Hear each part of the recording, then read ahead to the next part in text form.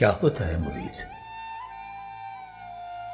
بعض لوگ مدرسوں سے فارغ التحصیل ہو کر یہاں تشریف لائے ہیں۔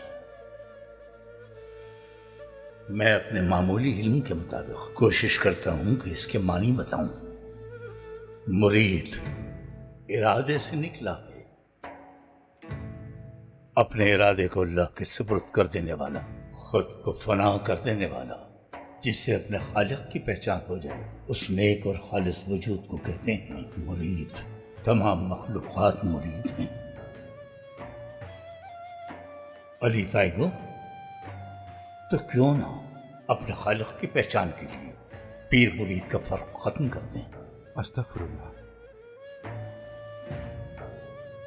تو یعنی مرید تسلیم و رضا کا نام ہے، مگر یہ عمل ہونا چاہیے دل سے۔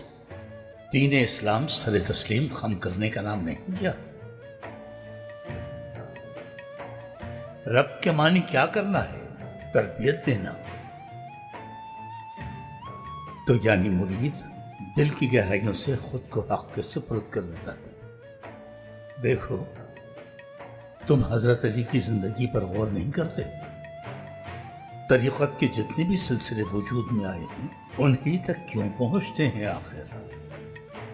کیونکہ وہ عالم کی تخلیق کا سبب بننے والے رسول کریم کی ہر حکم پر سر تسلیم خم کرنے والے سچے مرید تھے۔ سر تسلیم خم کر دینا حضرت علی کرم اللہ وجہہ کی سنت ہے اور تربیت بھی ہے۔